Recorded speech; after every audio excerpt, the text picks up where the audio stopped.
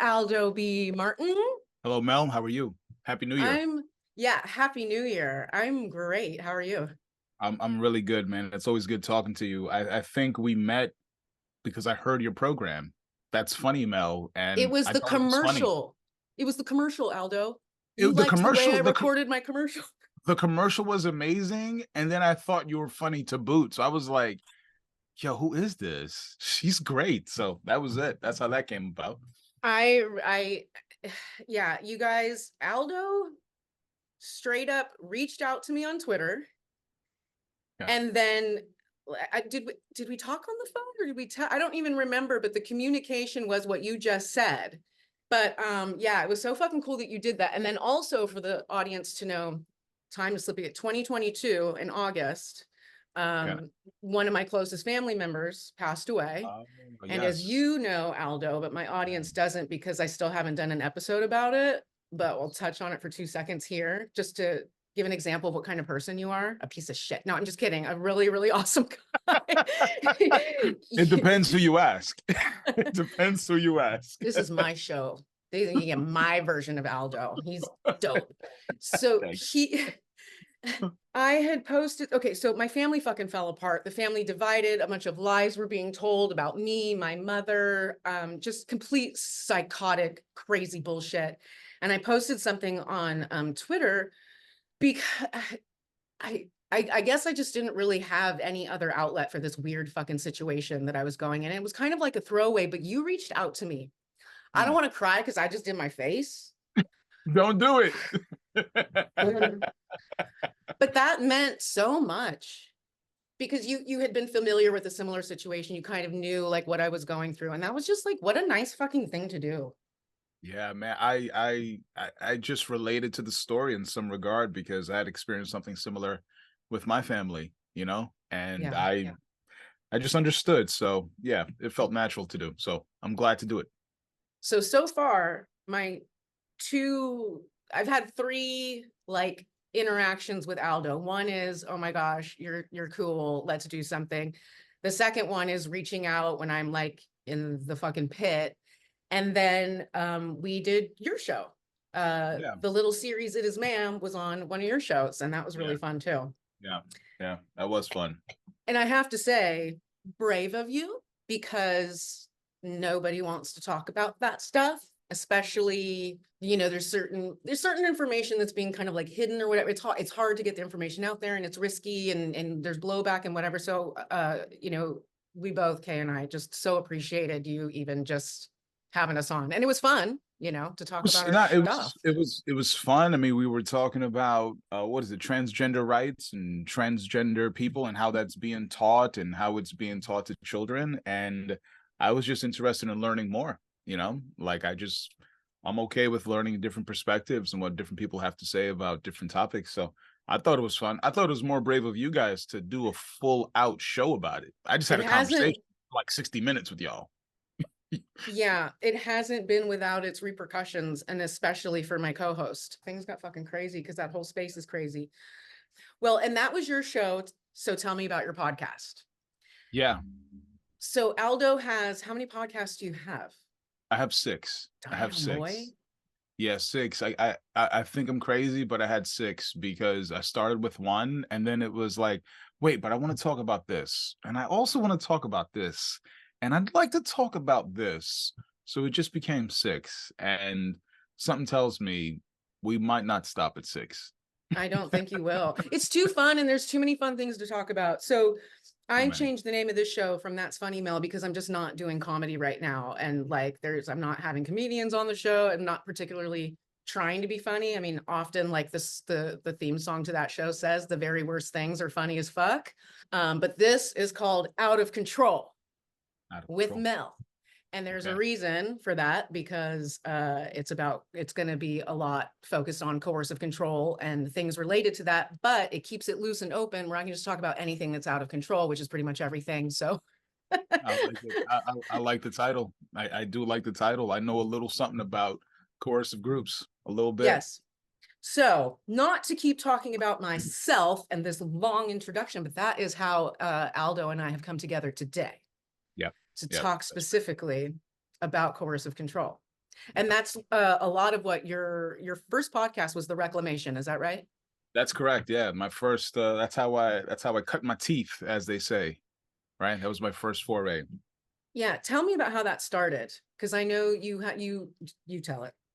So the Reclamation podcast is about my experience with this religious organization that I was a part of, that I now come to see as a religious cult. And the way that came about was this is like 2021. Yeah, 2021, like Recent. early 2021, like January 2021. My wife had a girls' night at the house, right? 3 of her friends came over. And if you think you're gonna have a girls' night at my house and I ain't joining y'all, you crazy, okay? I'm I'm I'm setting up shop, okay? And we're gonna have discussions. But I knew them too, right? They're friends of mine also. And between the 3 of them, my wife and myself, the 5 of us, we all went to that same church. And Oh. one of the young ladies, she brought over, everyone's in their 40s.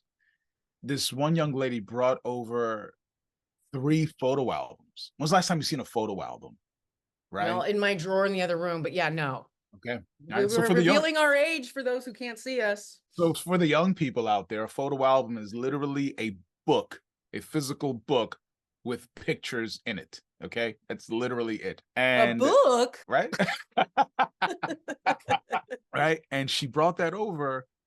And so we're looking at these pictures and we're laughing, we're reminiscing. And I saw, and it was primarily pictures of us in our time with the church.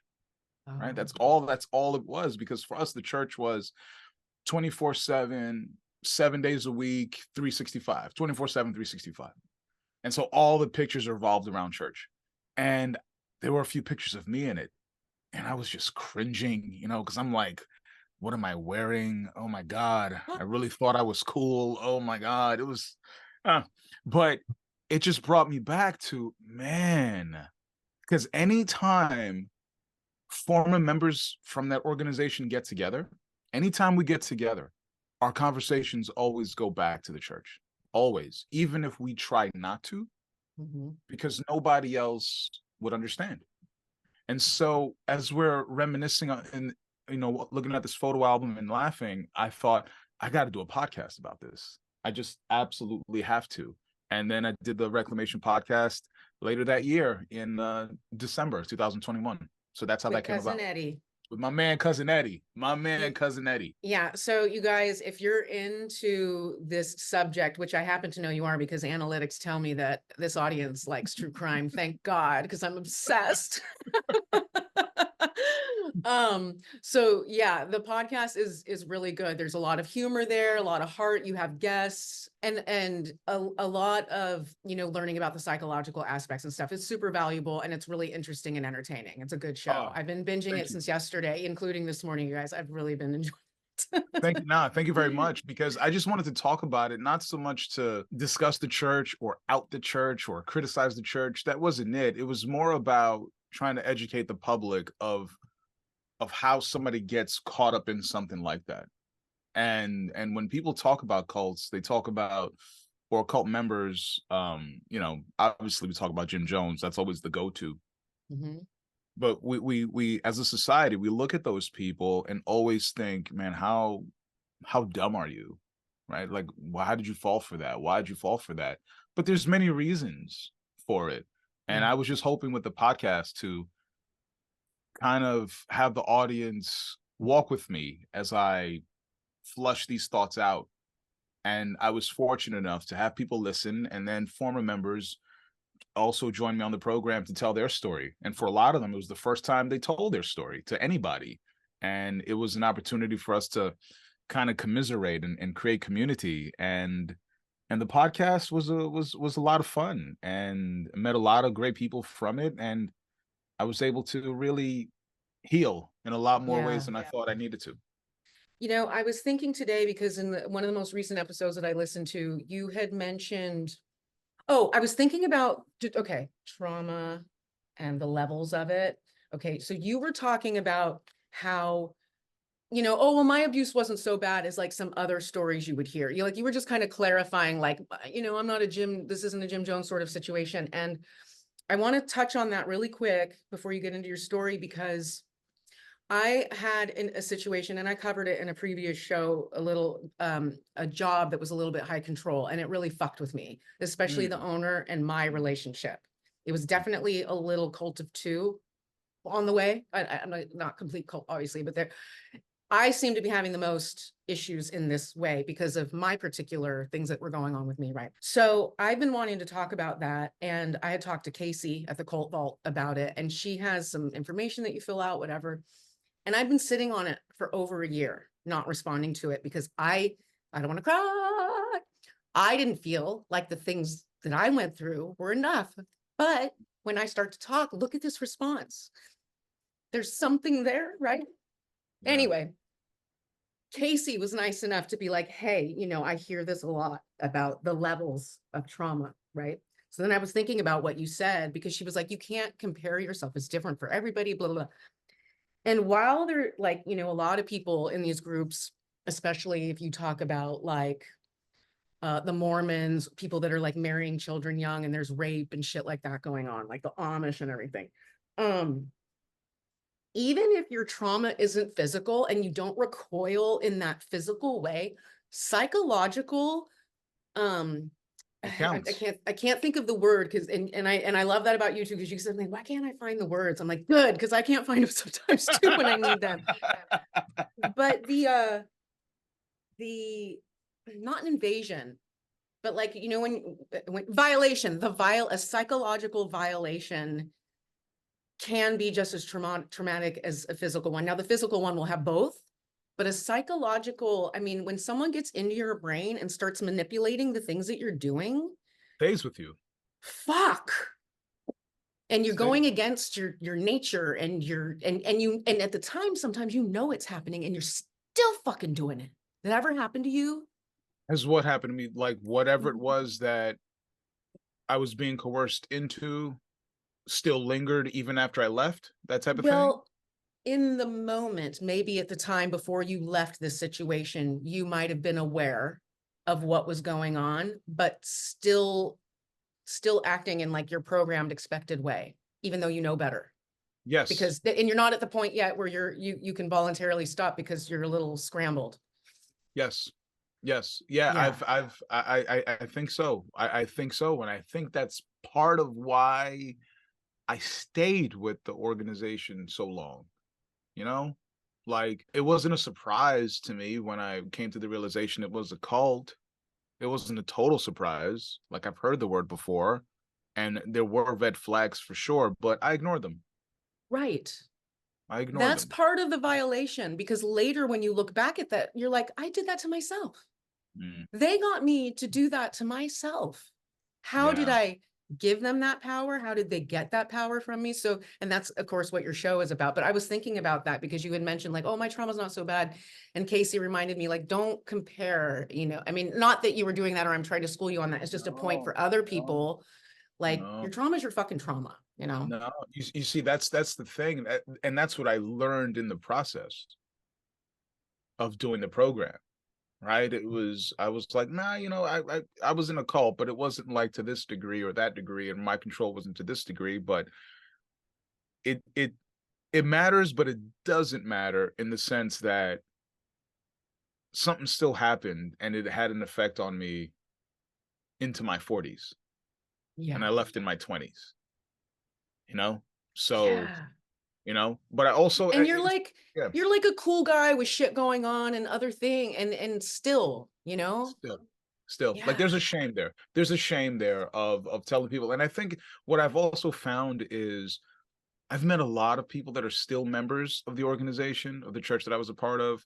I've met people that are former members, and a lot of them don't want to use the word cult. And I Mhm. think it's because the word cult has a negative reflection on them, or at least they might think so. And I Yeah. think there's some shame involved, and I can appreciate that. I respect that, but it doesn't take away from the fact that I thought it was a cult. Yeah. Yeah. Yeah. So, okay, how did you get into this cult? I already know, but the audience doesn't. Oh man. Tell us a little bit about their coercion. How did they slowly, how did you get, and Mark Vicente likes to talk about this a lot. Nobody joins a cult, they join a good thing. So what good thing were you joining? Joined a great thing. I Yeah. joined a great thing. So 18 years old, for me is the beginning point of this story. High school, 18, had nothing going on in life. Nothing. My self-esteem was at the bottom. I didn't think I was going to amount to anything in life. I had no prospects for college. I had nothing going on. Just loneliness and regret. And I'm thinking life is over. I didn't do well in high school, so I thought that was it. Let me Imagine ask you that. something. Yeah. First, I can't imagine it from what I know of you now. It's like, holy fuck. It's not like how the mighty have fallen. It's like how the fallen have become so mighty. Like, good on you. Oh man, listen. You see, here's. I'll share something with you that I haven't shared with on my program. Okay. Since I was maybe 10 or something like that, I just want you to imagine as a 10, 11, 12-year old, I want you to imagine that you're made fun of in school and they make fun of, the clothes you're wearing, the clothes the haircut you have. I mean, I couldn't help it. Like we didn't grow up rich, so I couldn't help those things. And let me ask you something. You weren't born in this country, right? Did I hear that right? No, I wasn't born in this country, but I grew up here. I came when I was You 5. grew up here. So you didn't have like an accent. There was nothing going on there where there was like No, extra. Okay. So you were just like, no. okay. So they were just picking on you for whatever. And Oh, and by the way, I'm sorry. I was curious. Where were you born? Because I didn't okay, catch so that I when I. was born in Portugal, and my family is from Cape Verde. Cape Verde is Western Africa.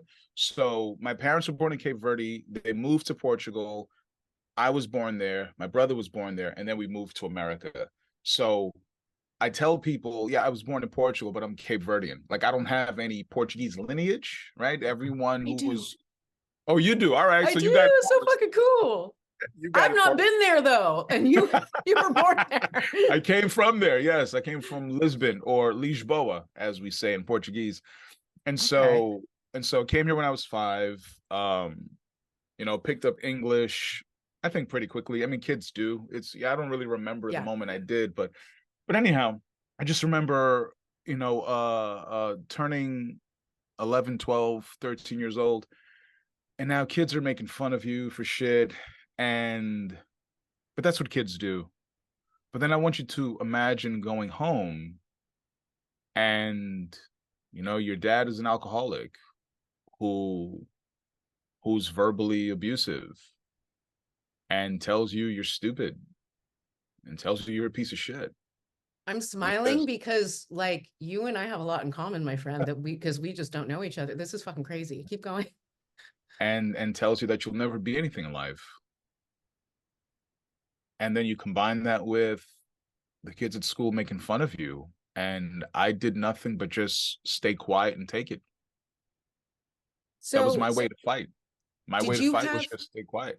well, you were probably right to do that because you were outnumbered. You're not, you're not going to all of a sudden like grow big fat fucking muscles and take them all down. You're a little kid. No. Um, so I can imagine that because I Yeah. was also made fun of at that time. You Yeah. said clothes and whatever. Awesome. See this? Rihanna has one. It's even bigger. But in the What? 80s, you were not allowed to have a giant forehead. Okay. I'm like, what is she talking about? You're like, there's nothing wrong with you. I'm like, I know. But they wanted me to think there was, okay? And then you believe it as a And kid. I You believe believe that. and you And believe it. then, Yeah. so my mom's the oldest out of 9. And my daycare, babysitting, whatever, for years and years and years was at her mother's house, my grandmother. My mom's the oldest of 9. A lot of her siblings, when I was growing up, were teenagers. They're poor. They don't have a father, and the older ones that did, he beat the shit out of everybody and was a complete piece of shit. But the other ones are all picking on each other. And then when my cousins and I are born, then they all start picking on us. I was chubby.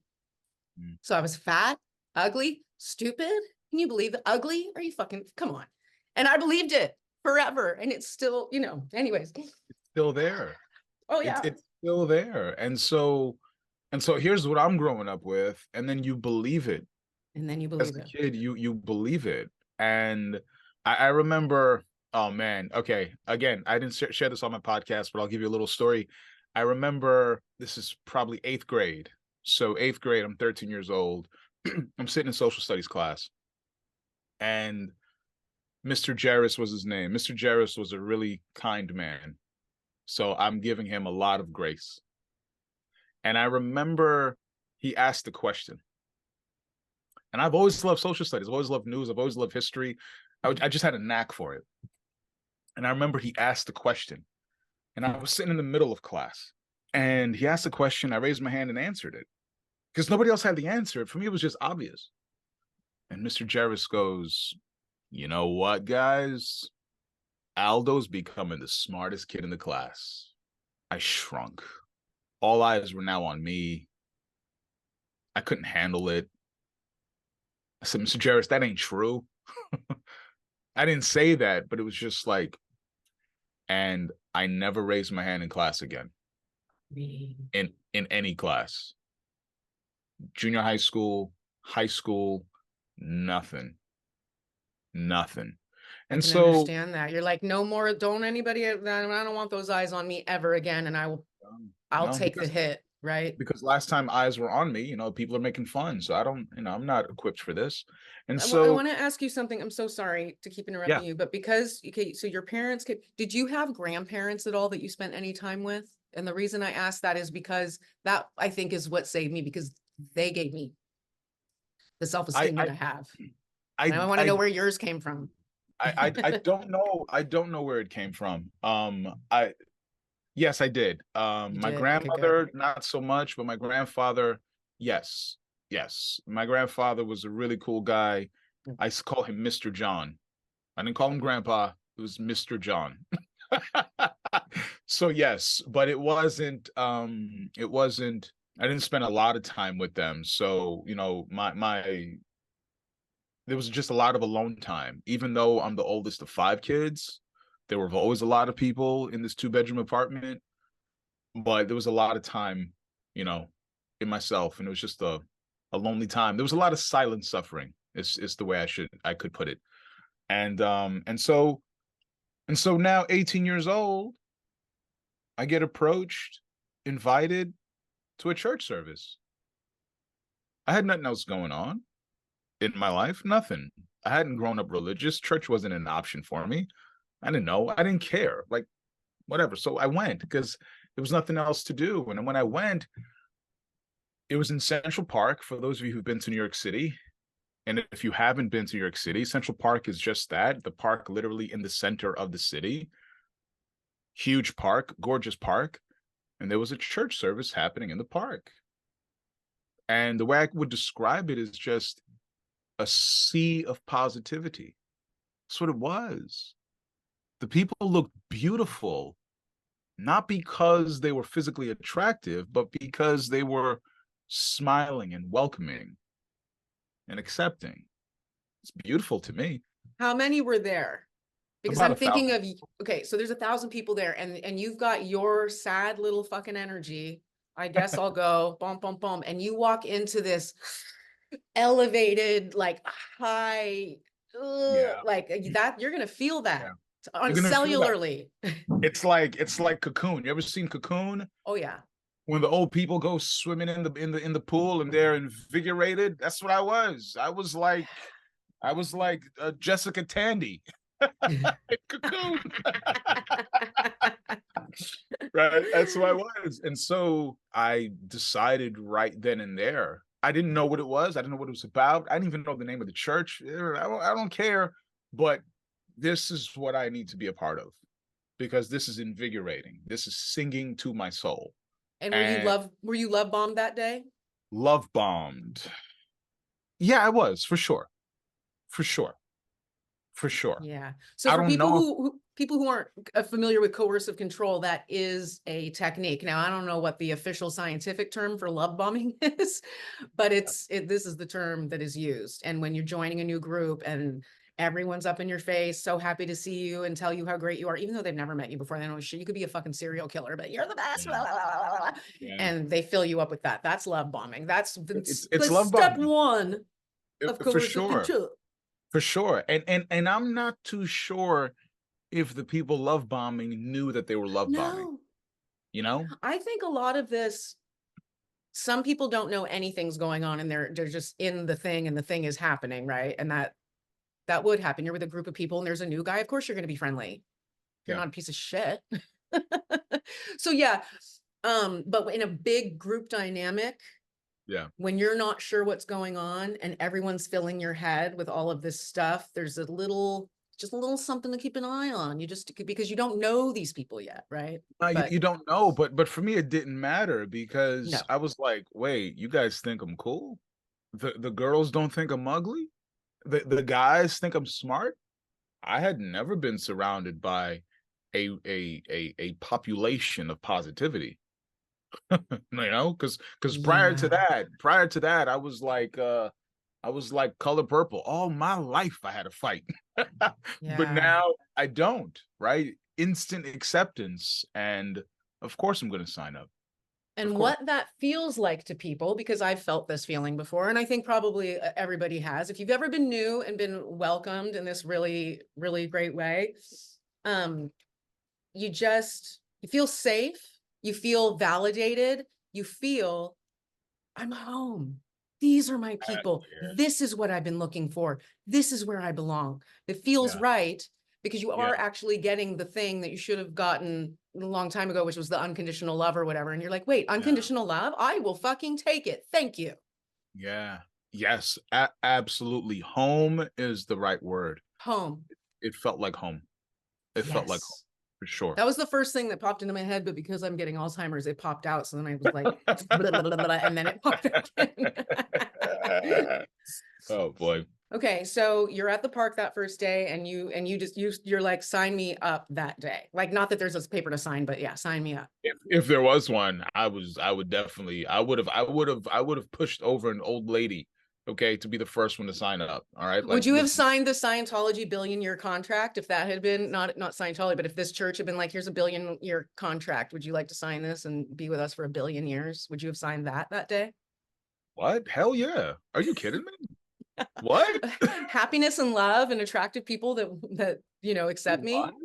What? Because listen, unless you are a an exceptional 18-year-old, at 18, you can't see past tomorrow, right? Like people who are 20 are old to you, right? So billion years, all right, whatever. I'm in. I'm in. I'm home. I'm good. And that was the beginning. That was the Okay. beginning.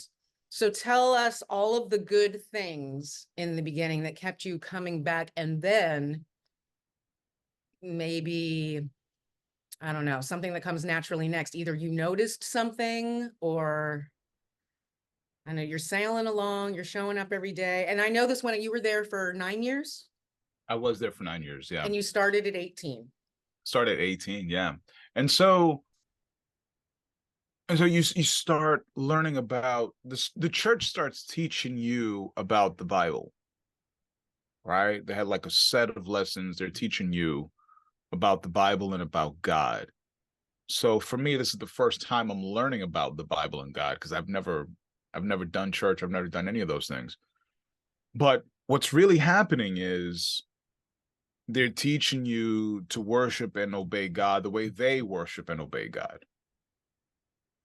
And the way they worship and obey God is the only way to worship and obey God. And it's the right way. And if you don't do it the right way, then you can't have all this stuff that comes with it. Oh, now there's some conditions. There's some Oh, conditions. There's some interesting. conditions, but the conditions seem logical. Okay. It seems They logical. make sense. It's like, hey man, listen. This ain't just the church. This is the kingdom of God. This is the kingdom of God, and this is how things are governed in the kingdom of God. Right. And if you want to be a true believer, a true Christian, a true disciple of God, then you need to do X, Y, Z. And if you don't do X, Y, Z, then you're not being a true believer of God. You're not being a true disciple. And if you're not a true disciple, then you're not truly in the kingdom. Do you want to be out of the kingdom? No, I don't want to be out of the kingdom. So what are you going to do? I'm going to do whatever I need to do to be in the kingdom.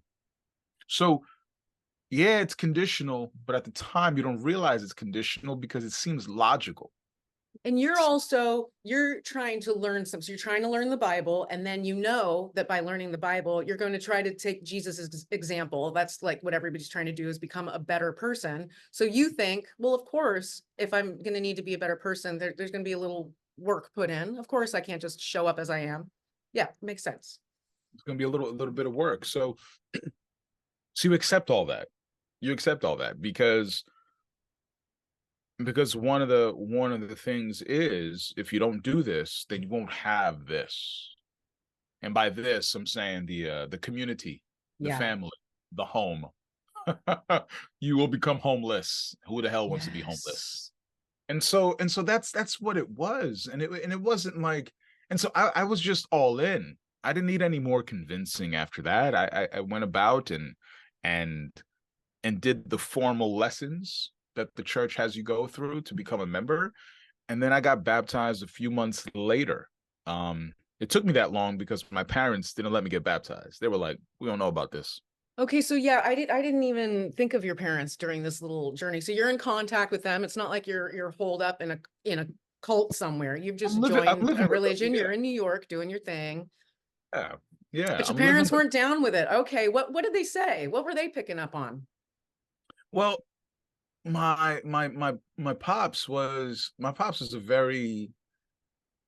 very authoritative, strong figure in my life. And so he didn't approve of it, but he was okay with me going with them, but he was like, baptized. That's too much. That's too much. Please, we ain't doing all that. That's a little extra. It's a little extra. But my mother had a different reaction. Interesting.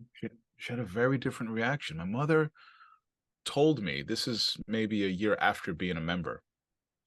My mother told me that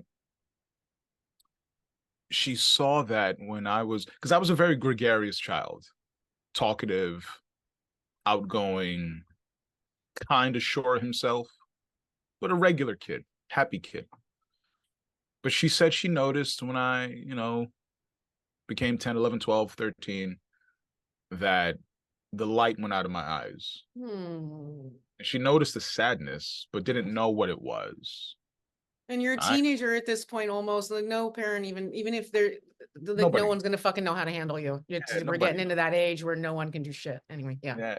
So even though I was suffering in silence during those adolescent years, my mom could see that there was something off. And she said that when I joined the church or started attending the church, she said she saw the light come back into my eyes. That's what my mother said. And what parent would not want to see the light come back into their teenagers' eyes? The life, the resurgence, the renaissance. So that was my mom's take on it. And so, but my father, was more, he had more say, I guess, right? Yeah. My mom was supportive from a distance. And then finally he said, all right, fine, you can get baptized. It's cool. Because the church wasn't going to let me get baptized unless my parents had permission, because I was still living with them. I see. And gosh, they had the tiniest bit of integrity, because that was nice of them. That was nice. Yeah, wasn't that nice? Right. And then I got baptized October 23rd, 1995. And that was it, right? So now I'm a full member, and so that means that I'm signed up to go to heaven should I die tonight, right?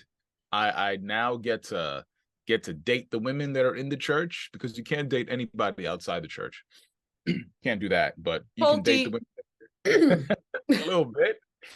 But again, it's housed under, well, if you're a disciple, wouldn't you want to marry a disciple?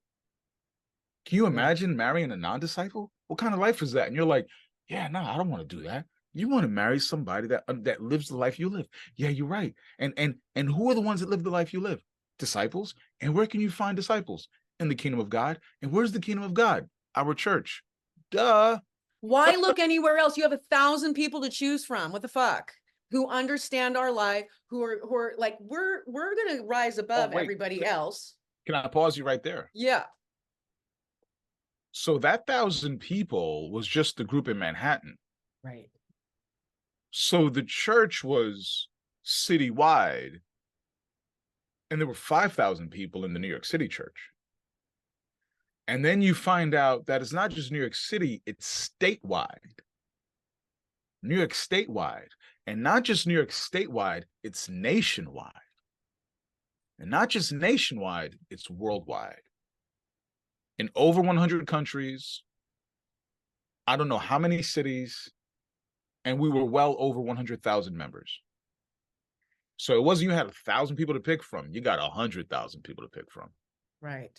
If you're You know? bisexual, otherwise you have 50,000 people. Right, my bad. Bad math. Well, no, bad because I math. said it before. I said 1,000 before, and I'm like, that's not quite right. But This is how it happens, right? And so for the audience, for those that are listening, just consider that. Just consider anytime you've seen a cult documentary, anytime you've seen some sort of cult on the news. For those of us who are old enough to remember Heaven's Gate in 1997, when I think it was 40 people, 39 people committed suicide because they thought the spaceship was coming to take them away. And you're like, man, how stupid. You just have to consider there was a day one for them. yeah. And day one was not the day they died. There were several days, weeks, months, years prior to that moment. And the reason they got put in is because there was something lacking in the first part of their life. And they got caught up in this. They got caught up in it. And so there's something about those people, the people that have perished at the hands of a cult. While it didn't happen to me, there's something about them that resonates with me. There's something about them that I see myself in. Yeah. Okay. So you get baptized, and now you're in. So you can date whoever's there. Yeah. You're safe. You've got insurance now. I got the insurance policy. Yeah. I got the All insurance. right. So that's got to be now. I've never even heard this mentioned, but that's got to be like one of the steps in the coercion. You have insurance. I have the insurance. But again, it's conditional. You got to continue to pay the premium, okay? And paying the premium is literally giving over pieces of yourself to the organization without you even knowing it, right? So every decision in your life now revolves around the church. So if you want to get a job, you got to run it by the church. If you want to date somebody exclusively who's in the church, you got to run it by the church.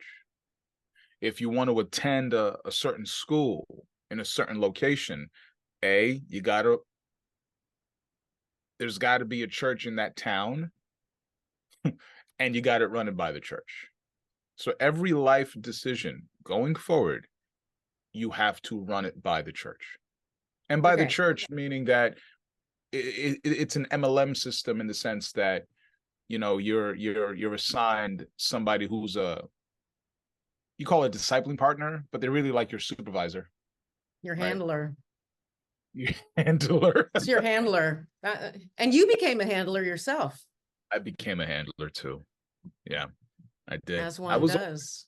I was all in, and then I want to ask you, when did you, was it a slow climb to 365 24/7 giving your time, or like did you have a job at some point? When did they start taking up all your time? And was it like a little chunk here and a little from the chunk beginning? there?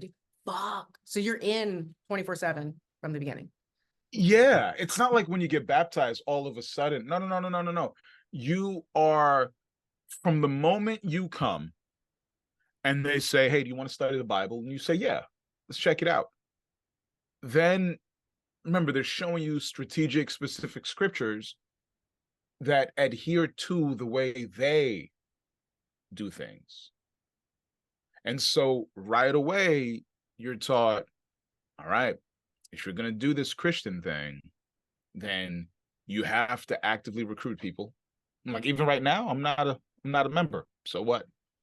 You got to go preach to people. You have to deny yourself, meaning that whatever sinful nature you might have, you're not having sex with people, you're not stealing, you're not robbing, which, I mean, who wants somebody to steal and rob, right? Like that sounds, that sounds all right.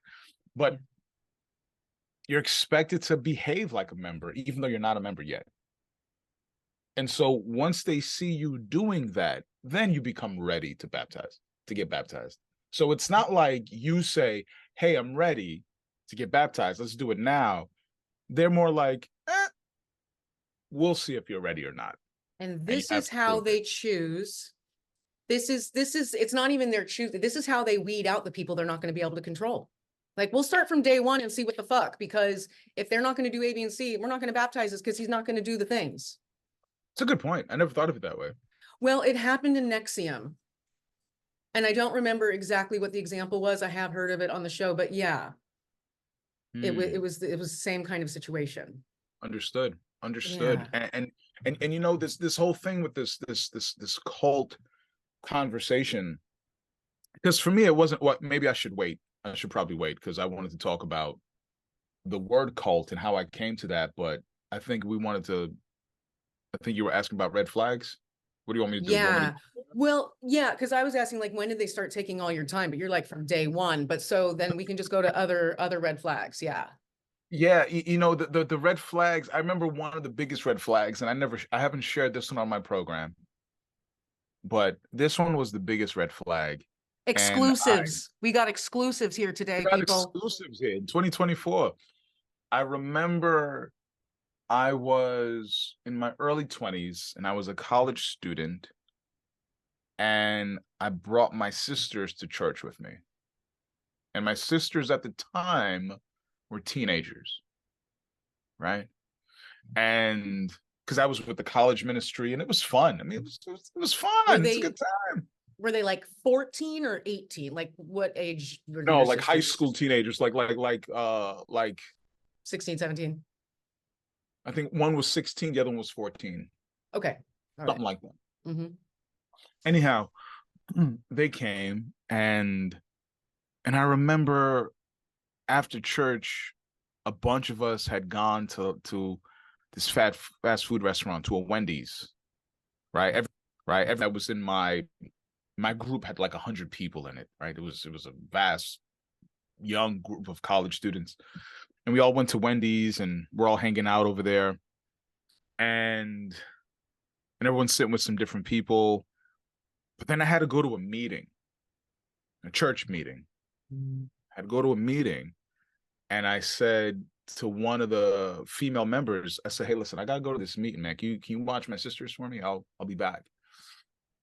And I told my sisters, hey, I'll be back. Hang out with my friends. I'll be back. It's cool. And then I had the meeting, and then I came back to the Wendy's and went upstairs. That's where the seating area was. I went upstairs, and I saw my sisters sitting in the middle of a circle, and they were surrounded by 10 to 15 other female church members. And I knew that they wanted to study the Bible with them, which is the indoctrination that I was telling you about before. Mm-hmm. They were about to do that with my sisters. The same thing that happened to me, right, that I went through, that everybody goes through when they get in this church. But immediately when I saw that, like, the blood just went to my head, and I went to the circle and said to my sisters, we got to go.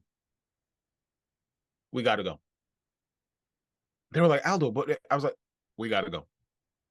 It is And I took fascinating. I took my sisters home.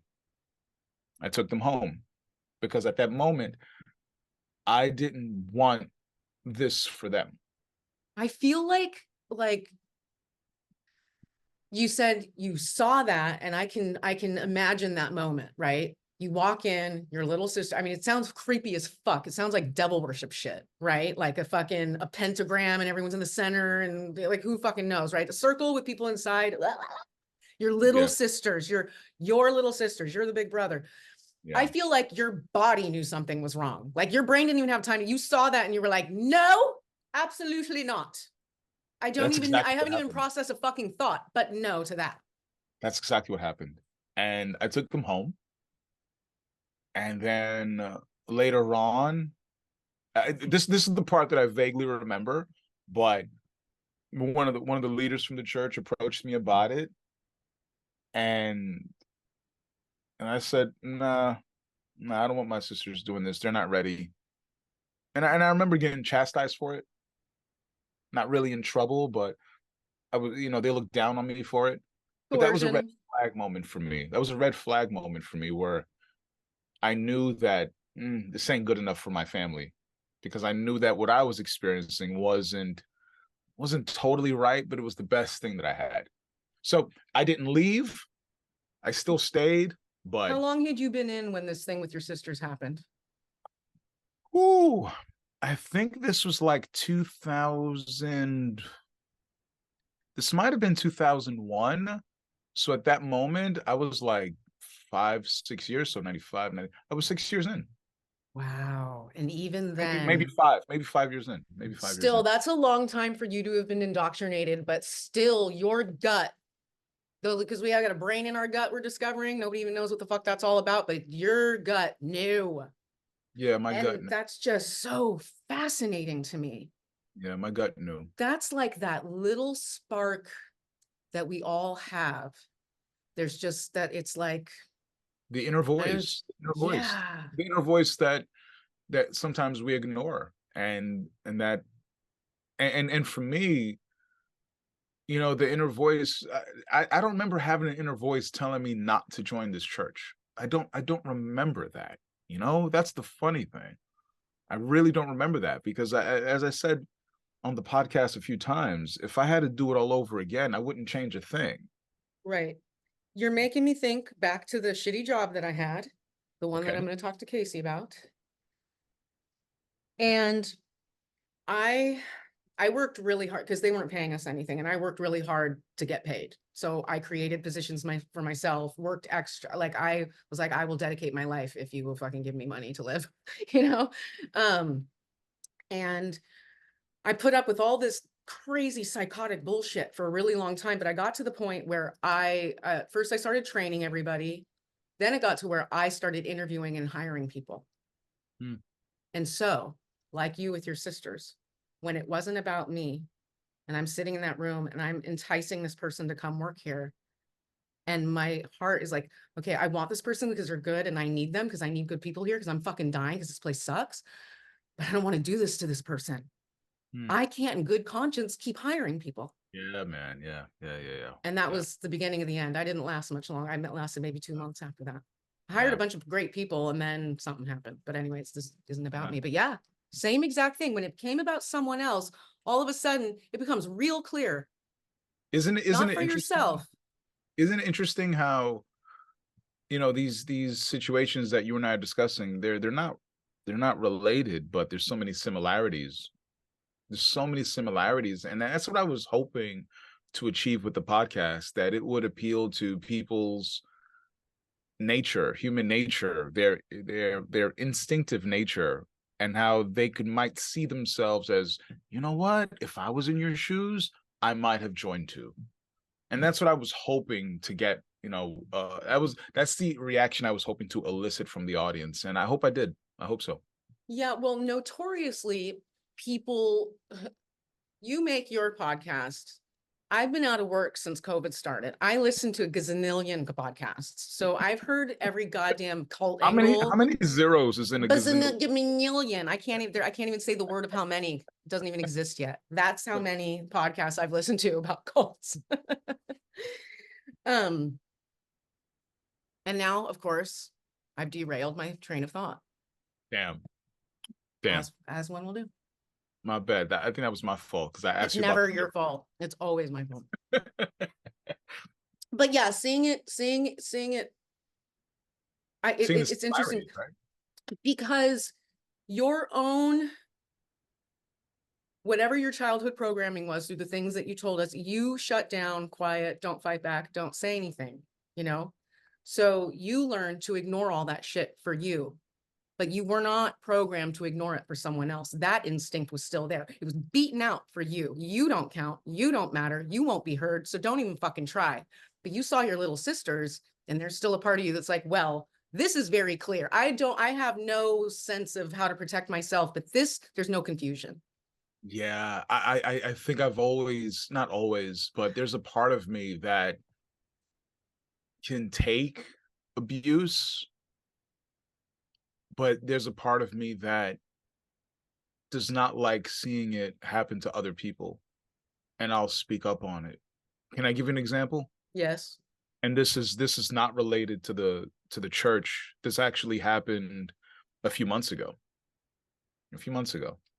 I'm at the barbershop, and I've been going to this barbershop now for, oh God, 30 something years. Oh, I love this. 30 something years. Since I was a kid, since I was about 14. And same barber, everything. The man that owns it is 84 years old. But as you can see, my hair is pretty dope. So It looks great.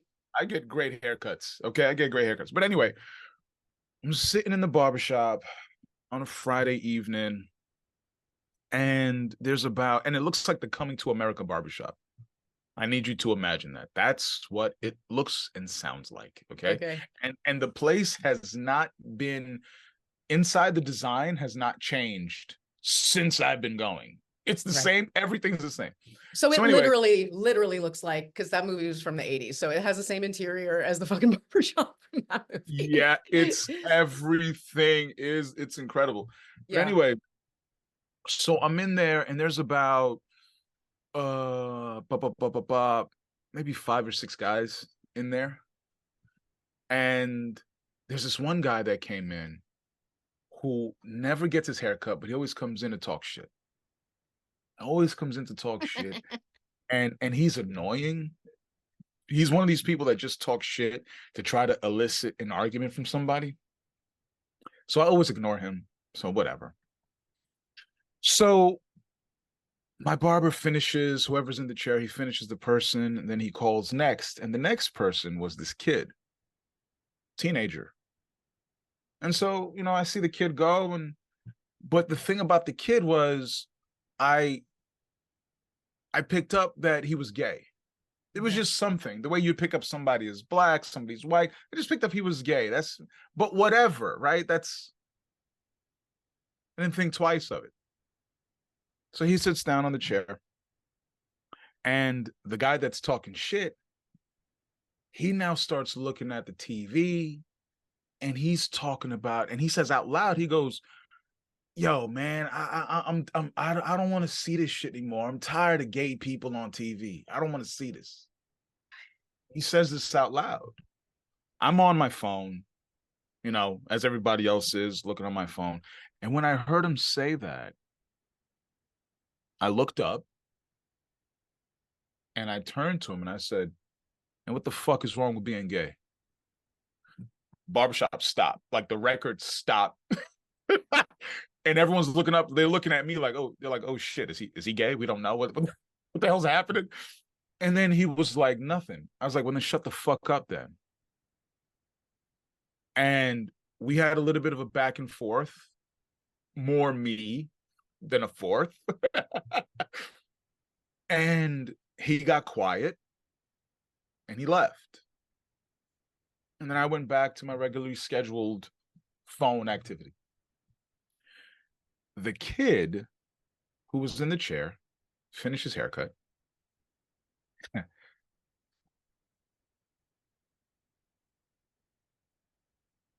He got up to leave, and from the corner of my eye, I saw him come back in the barbershop. And he comes to me and puts his hand out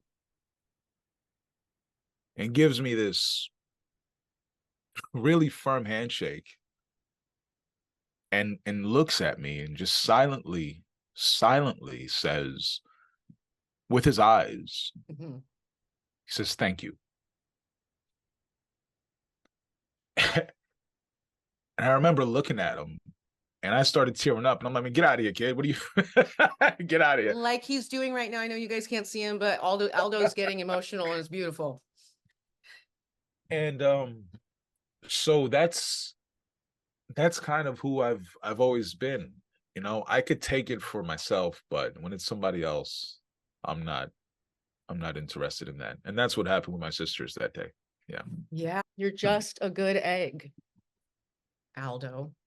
Thank you. So yeah, That's I that's what love it that moment. That would have killed me too. yeah. You just don't like why? Why No, all the because unnecessary honestly, abuse, man? no, because who are you to make this an unsafe space for somebody else? Who? Who are you? And you don't even get a fucking haircut. Get out of here. Get out of here. So for that kid, I like to think that for that kid, I made the barbershop a safe space for him. Oh yeah.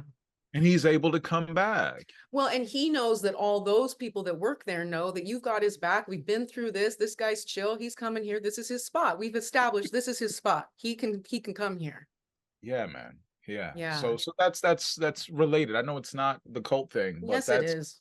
that's kind of It's like how I felt about my sisters at that time. yeah. Yeah. Yeah. Yeah. Papa But then Wolf in the eventually I making. left. But then eventually I left. I'm sorry? I said you were a Papa Wolf in the making. Papa Wolf in the making. Little did I know. Little did I know. So yeah, so then eventually I left. Um I don't have a grand story of escape. I don't have an elaborate I just left. I just outgrew it. I outgrew the need for it. Much in the same way when somebody leaves their parents' home, right? It's not like out of animosity, you just outgrow it. And I had gotten my self-esteem back. I had gotten the belief in myself back. The church gave me this ability to believe myself to even go to college and because I was a big fan of A Different World. Remember that show? Yeah. I wanted to live on a college campus because of A Different World. I wanted to be Dwayne Wayne and Ron Johnson. That's what I wanted to be. Oh my God, I bet. And you know, with my high school career, I just never thought it was possible. But then, you know, the church just planted a seed in my self-esteem. What the church was trying to do, in all fairness, was to create a possible church leader in me. They were trying to create Mm, somebody that can move this church forward and bring in other people. So they definitely weren't building up my self-esteem for my self-interest. It was for their self-interest. And I'm not saying that to say they're good or bad for it. I'm just stating it as a matter of fact. right. And as a byproduct, I believed in myself. And then once I was felt secure enough to go take on the world on my own, I left. And I didn't leave with bad feelings. I didn't leave thinking it was a cult. I just Was left. anybody mad that you left? At that time, no. Okay. At that time, no, because there were a bunch of people that left at the same time. There was Why do you something that think that happened. is? Well, there was something that happened in the church. That's a whole nother story. Okay. Yeah. There was a mass exodus of people from the church at that time, which is a whole nother thing. For the audience, if you want to hear it, you go check out the episode about the Henry Crete letter on the podcast, and I'll gladly tell you. But there was a mass exodus. So I was part of a group of people that left. you know? Right. So it wasn't, because in the past, if you leave, you're shunned, nobody talks to you anymore. It's a wrap. It's a Right. wrap for you.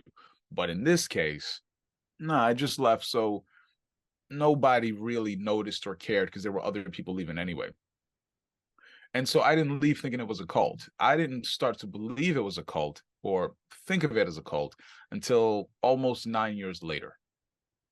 Almost 9 years later, when my wife and I were watching a documentary on Jim Jones and Right. and and the Jonestown massacre. And then I started to see myself in those people. And I was like, holy shit. Wait, was I in a cult?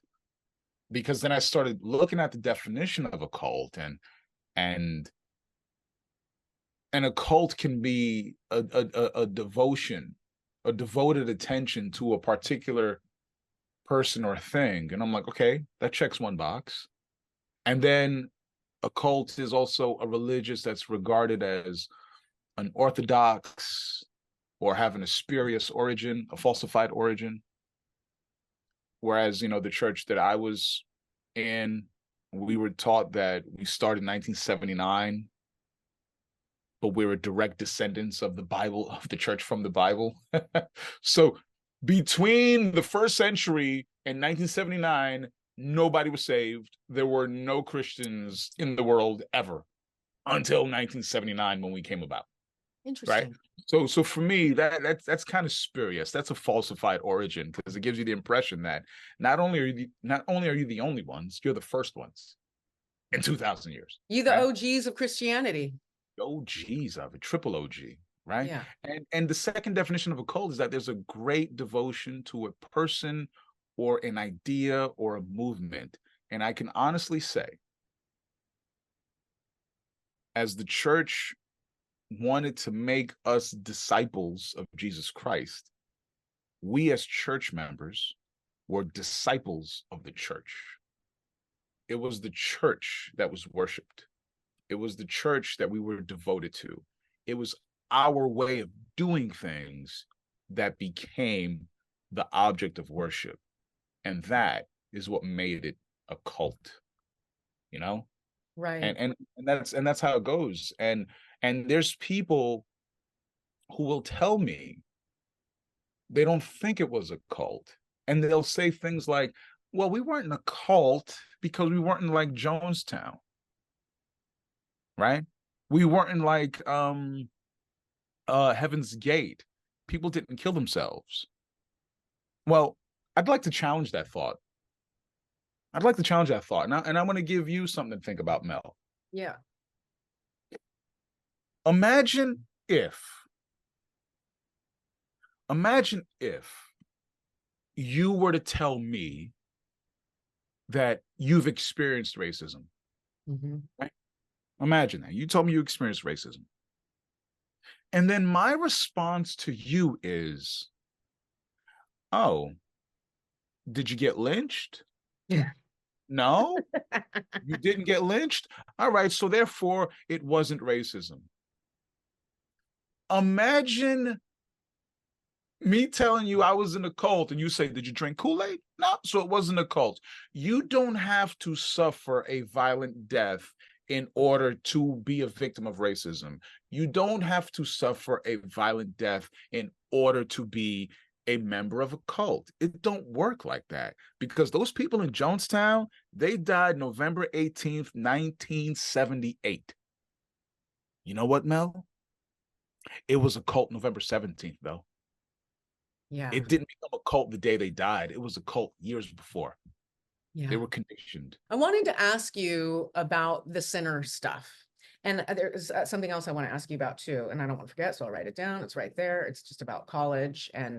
But did you consider yourself a sinner at the time? Yeah. Were you working on some kind of redemption?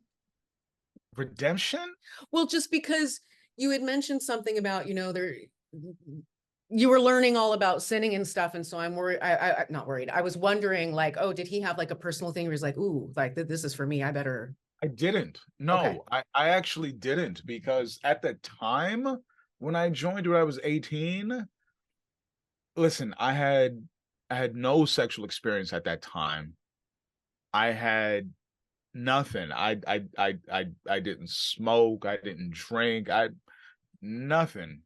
I just cursed and listened to Wu-Tang Clan. Well, that's why I asked, because I didn't assume, based on what you had told me, that you were much of a sinner. So when they're trying to go over all of this, I'm thinking like, well, is that resonating, or are you just like taking it in as just information and learning? Or I Nah, don't, just taking I it was as wondering if it was information. like a hook for you. Nah, I was just taking it as information. For other people, it was. For me, it wasn't. But I recognize that it didn't matter because all sin is the same. All sin is the same. That's how we view it. So there wasn't anything that was worse than the other. At least that's how it was told to me. I think there's other people that have had different experiences with the church, because as I've spoken with more people, listen, I'm going to connect you with a young lady. I'll tell you about this actually off camera. I'll Okay. connect you with a young lady who might be interested in speaking with you, because I know of people that were made to write out their sins and confess it in front of the congregation. And I'm talking about young ladies as it pertains to purity culture, right? And having young Mm-mm. ladies feel as if they're wrong for being themselves and having feminine bodies, you know? So There's they're that type. making them to get up there and talk about private sexual shit like it's a confessional, but they're in public. Correct. Oh, no, thank you. Correct. Correct. You know? So I those haven't, things have happened.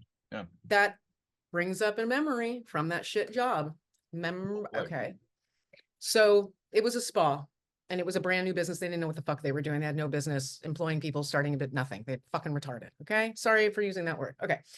Um, they decide to there's no organization whatsoever, and you're taking in clients, but they don't have anything stacked like this one's coming at 5, 5:15, 6:30, but they have everyone comes in at 5, but there's not enough employees to handle all 5, right?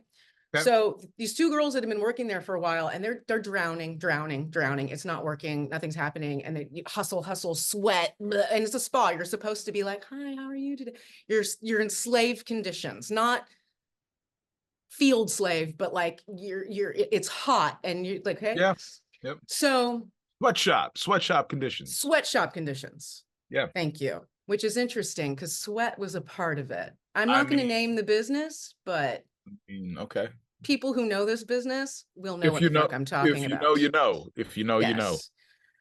So these 2 girls who had been there for a while and dealing with this, they realized we can book fake appointments and then Oh, cancel them at the last minute. That way we'll know who the fuck's coming and not coming. So we can only take 3 appointments this time because we've made 2 fake ones. So now only oh, 3 girls, 3. like a Ponzi scheme. Yes. But for their own survival, so they can provide Yeah. good service and be available when someone comes through the door and have enough time to clean up after the last they had to. Yeah. So the owner dealt with this thus. We were all required, even if you had your psychiatry appointment that day, you must cancel it. That happened to my coworker. Mm-hmm. Cancel your doctor's appointments because this is the most fucking important thing that's ever happened in your life. I'm not even going to tell you what it is, but y'all need to be here at 8 a.m. tomorrow for a meeting, even if you're not working that day, because some shit has gone down. That's from the owner, right? So we show up because they give us our paycheck and that's how we eat. The 2 girls are sitting in the center of the circle. There's no pentagram, but there should have been. Anyway, kind of like your sisters in the middle of the circle. We're all facing them. All of their friends, peers, the other owner, everyone's there staring at these 2 girls who've committed Oh this shit. fucking crime. Yeah. And the lady says, please tell them why we're here. Oh. So the 2 girls start fucking bawling Oh because boy. they've been made to feel like they've stolen from the company, which technically, but like we were all like, we feel for them. And this is fucking psychotic what you're doing right now. Shaming these 2 women. You put Yeah. them in this fucking position. And they made those two women sit there and cry and apologize to each of us. They didn't fucking do anything to me. You don't need to apologize. You don't owe me shit. Let's murder this lady, first of all. But yeah, that happened. Mm. We were The making similarities, we were making $10 an hour. the similarities are eerie, man. That sounds like its own episode. I feel like you need to tell that story, but have you told that story on any of your podcasts? No, I've been taking notes because I want to be ready when Casey has me on, because Yeah, there you go. I was feeling up until I actually had an exchange with Casey, and she like was like, "Hey, your story's just as valid." I didn't know if there would be enough. So since I've got the okay from her and I know we're going to meet at some point, I am writing down every memory. I have a list this long of all the fucked up shit they did. And it's That's little subtle things that, like, if I were to tell you two or three of them, you'd be like, bitch, that's just a job. Relax. You know what I mean? But if in the yeah. full context of all the weird little, like, cancel your fucking psychiatrist appointment. Yeah, man. This sounds like it sounds like Dr. Lalich's story. Does You it? ever I heard? don't know her story because Escaping Utopia is not on Audible. Well, listen, if you want to hear some of her story, tune into season I 2 of the will. Reclamation podcast because I interviewed her a few times. You know, you told And me when the first time you told me that you met her, I was, oh, so jelly. And then you told me how fucking cool she was. she's the coolest. Check out those episodes. And she talks about her story in being in a cult, but it wasn't religious, it was a political organization. And it Ah, was, listen, I'm telling you, give it a listen I and will. then give me a call. And I'm telling you, you're going to feel so even more validated. I promise you. I promise you. Yeah, isn't that funny? Yeah, it's so weird. And because of the dynamic they set up there, Yeah. I really don't know other people's. The girl who had to cancel her psychiatry appointment, we ended up becoming friends. Luckily, she was like the only person I could trust because she had us. She was doing all kinds of weird psychological shit where you couldn't trust anybody because you didn't know who was going back to her. Like Big Brother. Yeah, and what's crazy is, Oh, in 1984. LA, 1984 is what I mean. Yeah. yeah. Well, Big Brother is in 1984, but yeah, Yeah. yeah. I would love to know what other people's takeaway, and as the years have gone by, if things like, because these people probably watch cult things, listen to podcasts, whatever, all these girls that I worked with, maybe things have been like, what the fuck happened to that place? Oh, that thing they did to Mel that day. Holy fuck. Oh, the thing they did to those two girls. Like, and I haven't been able to talk to anybody. And that's another reason why I haven't felt validated. Because I'm like, am I just like complaining too much? No, you're the brave one. You're the brave one who got up in the middle of the meeting and said, fuck all this shit. And everyone else just sat there, even though they had all been talking shit the day before, but they all just sat there and let you take it. Anyway. But yeah, the similarities are fucking insane. That was something else I wanted to ask you. Do you kind of see this shit everywhere now? Because I'm seeing it in everything. Like I do. everything's to quote the show, a little bit culty. Everything No, is. I do. And there's and there's some times where I'm a little extra hyper vigilant, right? I might have had my reactions. I might have had a few, as Dave Chappelle calls, when keeping it real goes wrong moments. You know, I've had one of um, those recently. where even with my kids and my kids are on sports teams or whatever, and the coach wants to have a meeting. All right, everybody, at this time, no, no, no, no, no. I'm gonna go to the meeting when I want to go to the meeting because I want to go to the meeting. All right. You want Yeah. 7 o'clock? I'm gonna go at 6. You get your damn hands off me. That's Yeah. so there's been some of that. So I don't know if I'm seeing it or if I'm just reacting to it, but I'm certainly on the lookout for it, Yeah. you know, Yeah. like It's head funny. on the Well, swivel. yeah, definitely keep that head on a swivel. The human brain is, designed for pattern recognition. So it's just, you can't help it. You do one little thing and you're like, well, let me scan for other symptoms just to make sure. Yeah, yeah. It's an interesting thing. It's a really interesting thing. So it's been that moment in my life, it was 9 years, right? As a 46-year-old man, that's not the largest chunk, but that's a substantial chunk though, right? That's a decade, right? After only being alive for 4 decades. So that's that's like a quarter of my life, I guess. Yeah, that's about a quarter of my life. So I guess it is substantial. I'm gonna stop. I'm gonna stop right It's there. It was it's substantial. quite a bit. And I mean, it doesn't like, no, it was only 9 years. And you're like, okay, well, I'm not 175 years old. Like Right. 9 years is a fucking giant chunk, day after day, minute after minute, lost opportunity, lost relationships, lost whatever. I'm so shocked that so you said a lot of you were going to college. I can't believe they let any of you go because danger, Will Oh, Robinson, no. you might leave. Well, no. Well, the church was based off of recruiting college students. The majority of the church were either recruited in college or were still college students. Like a lot of the people that were older, and there weren't many older people. There weren't. Mm-hmm. The older people, I remember them being in their 40s. In their 40s. And that should have been a red flag. There were no senior citizens there. Why not? Oh yeah. And when you're young, you don't think about shit like that. You don't even You think don't think about like about who gives a fuck about old people and where they are and why they're not it. here. Yeah, no, nobody cares, right? That's But such a great point though. It's like no one stuck around. That should no, I wouldn't have nobody thought of it stuck. either, I don't think. Of course not. Like, why would I? There weren't many people with gray hair there. A few. There were a few, but it wasn't like that. The vast majority were college students. The vast majority. And there were people that were flunking out of school because they had to devote all their time to the church. That's another thing. Like, did you work or just went to school? Like, did you even have I time for a job? Yeah, for sure. For sure. I mean, somebody's got to fund the cult. Okay, so you're all working and going to school and you're giving your money to the cult. Where are you living? Are you paying rent? Like Um, what's your financial situation like? Are they bleeding you dry?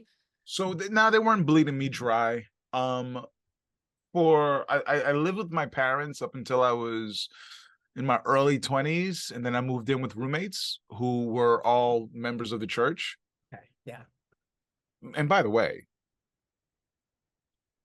everyone only lived with other church members. Yeah. Everyone had roommate situations where, the brothers moved in with some brothers, the sisters moved in with the sisters. That's how we kept it 24/7, Yeah. 24/7, 365, So then you can be doing Bible study together and all of that. keeping each What other intact, all that. what's you're every single day devoting your time for them. So what is taking up all of those 12 hours? Oh, you want me to break down like a schedule? Yeah, Like a month, like a Sunday through Saturday type of thing? sure.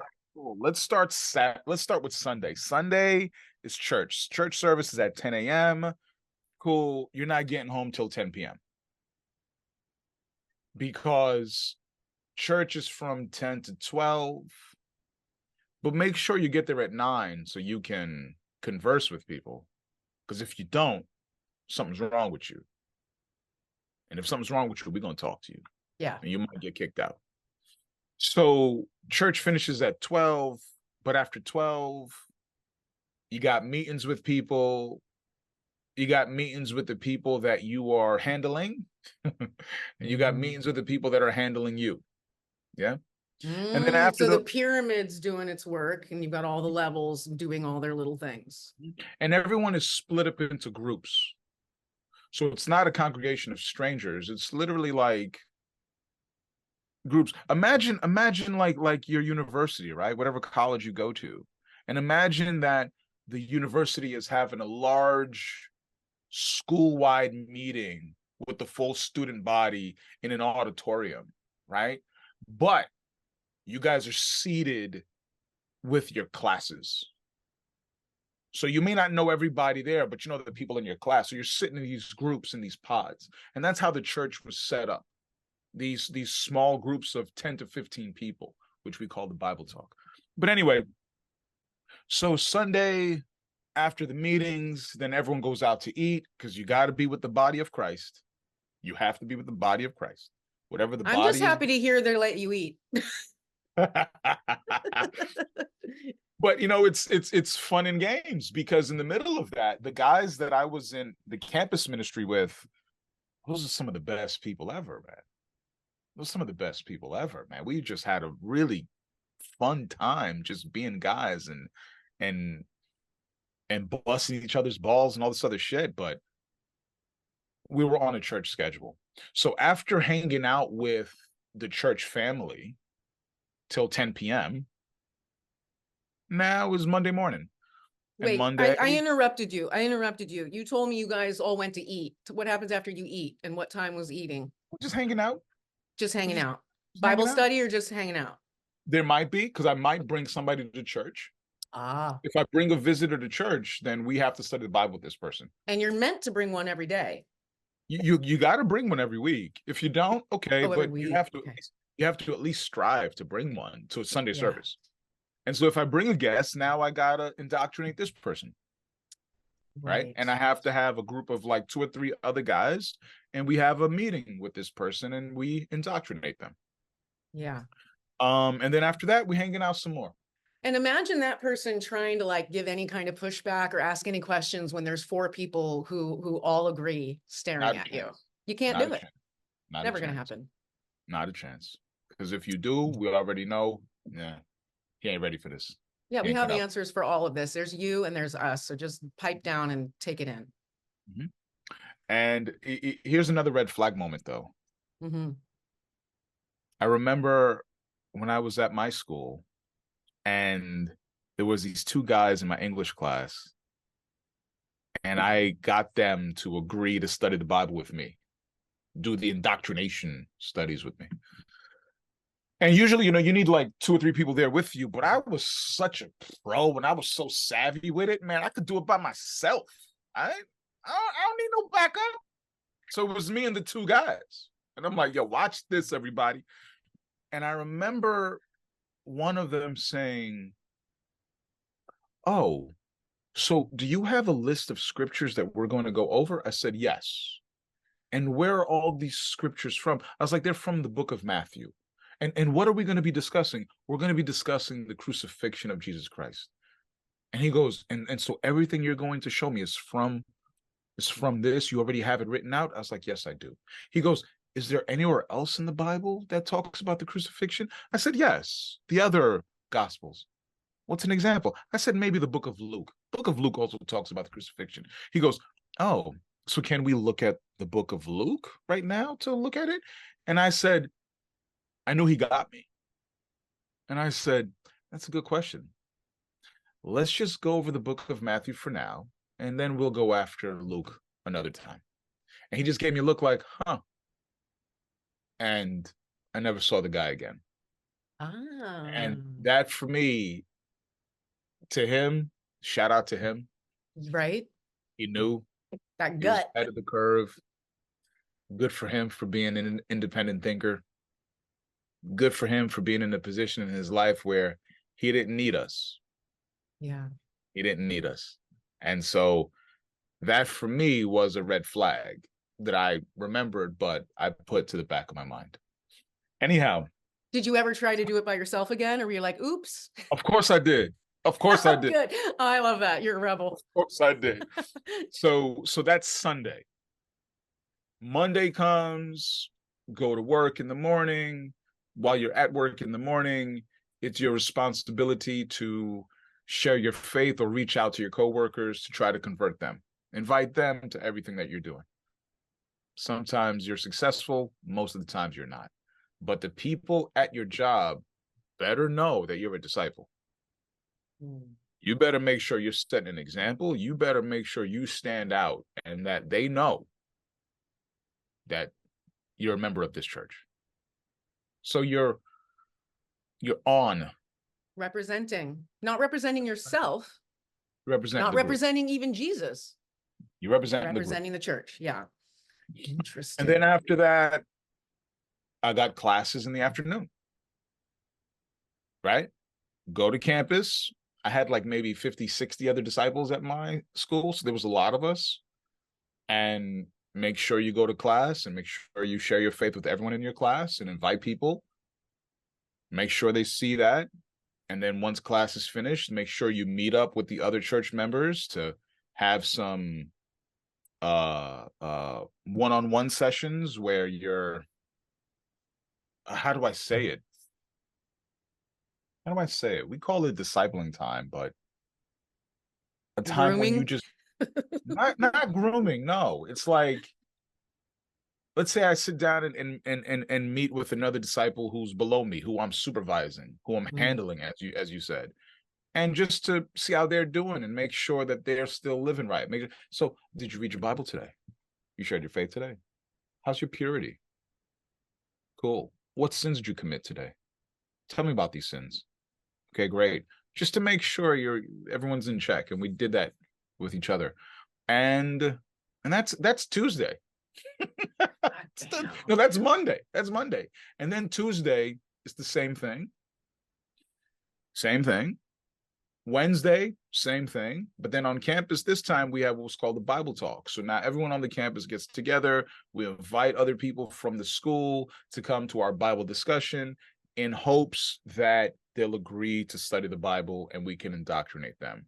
And then Wednesday evening, we have a midweek church service where the church comes together in the middle of the week to have small lessons and give contribution, give the money. Thursday, same thing as Monday and Tuesday. Friday, same thing. But then in the evening, all the college students get together and have our church service in the evening.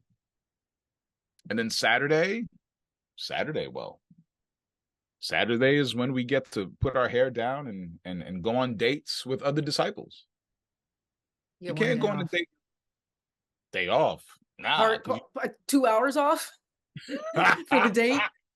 Yeah, I guess so. Put your hair down. Wow.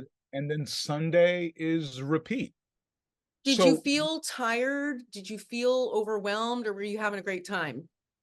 there are times I felt overwhelmed for sure, right? Because I didn't know that at the time I was battling depression, and sometimes you're just not on.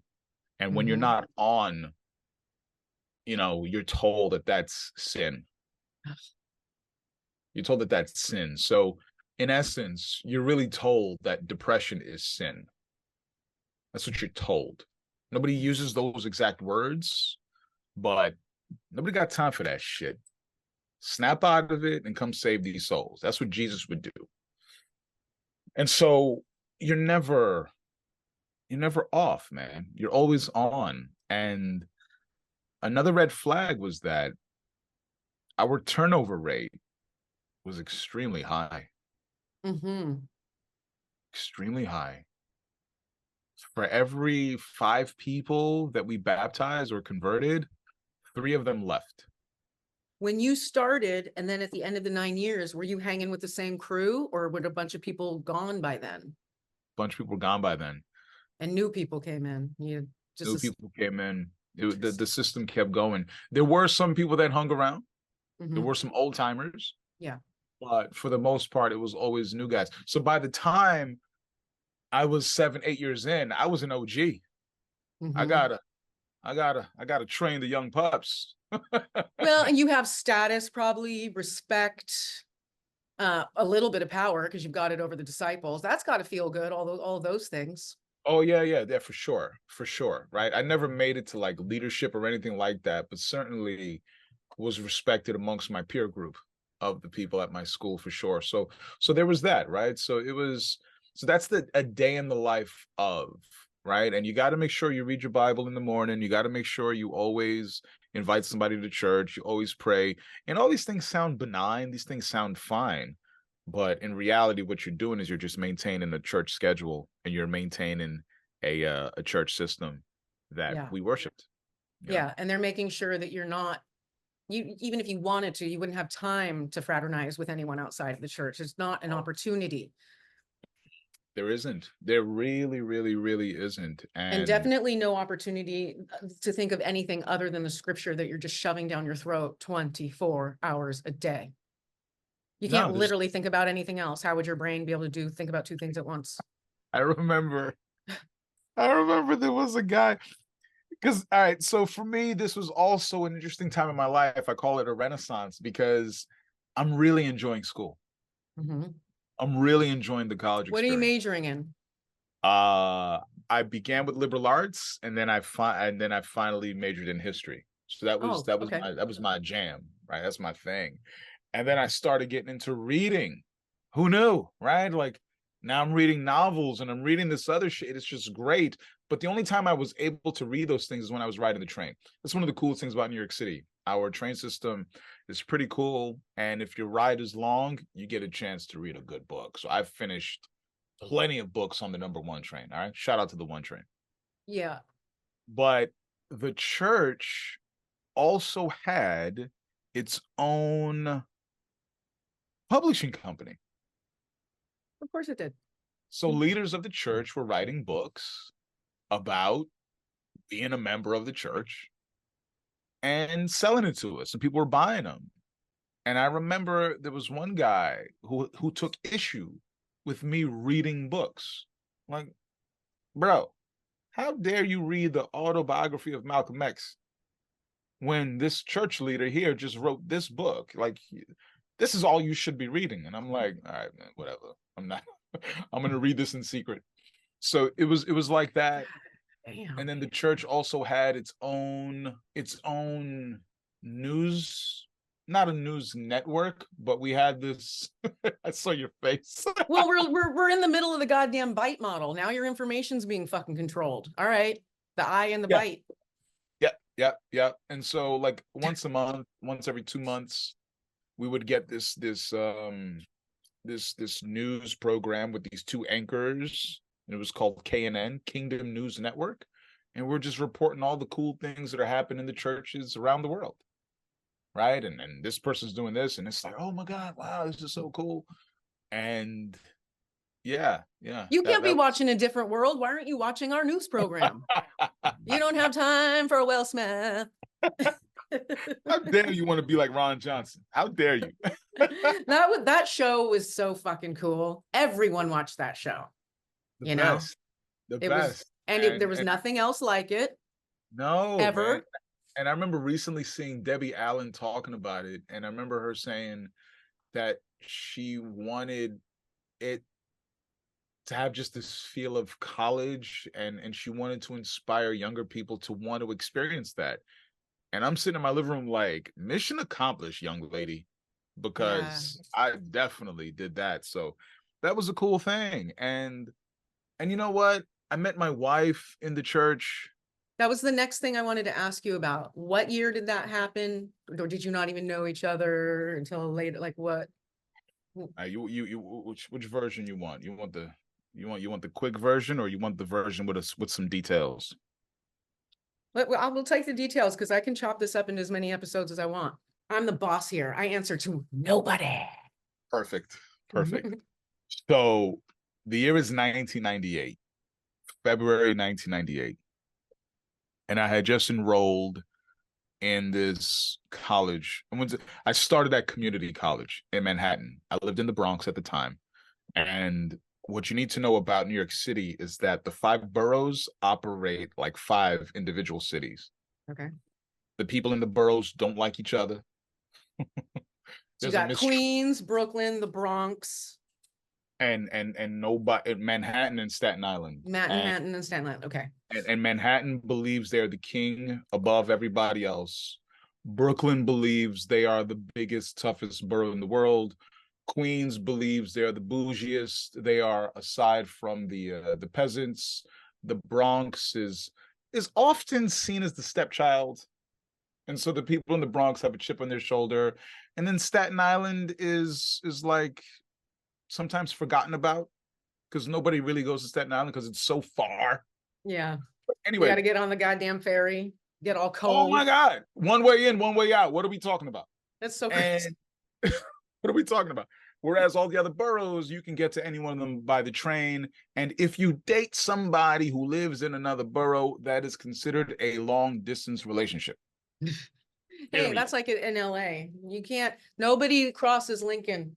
That's a thing. Everybody that lives on the west side over in Venice, they don't cross Lincoln. They don't come to Hollywood. They don't. So there it is. So the same thing. Yeah. It's the same thing. It's the same thing. So anyway, so I'm living in the Bronx. and now I'm going to college in Manhattan. And when I'm there, I linked up with the Manhattan section of the church, right? Because we got churches in almost every neighborhood, so we got you covered. We got you covered. Also, there's no And escape.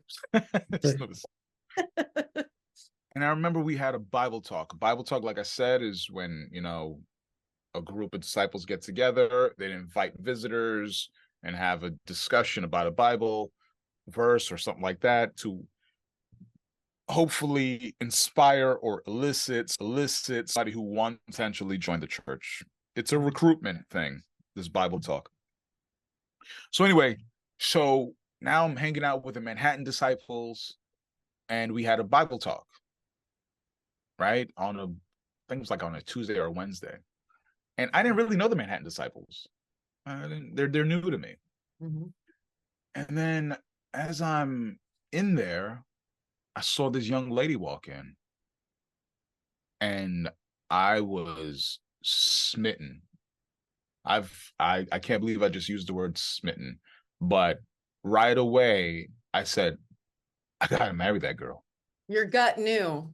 God, your gut is very perceptive, Strong. isn't it? It's strong and perceptive. Strong. And I was like, there was something about her. I didn't know what it was. She just looked familiar. Like Home? home. Mm-hmm. Home.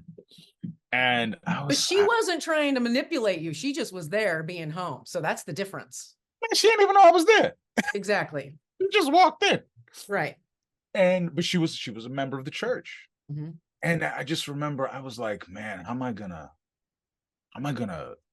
start conversation with this lady, man? How do I what do I do?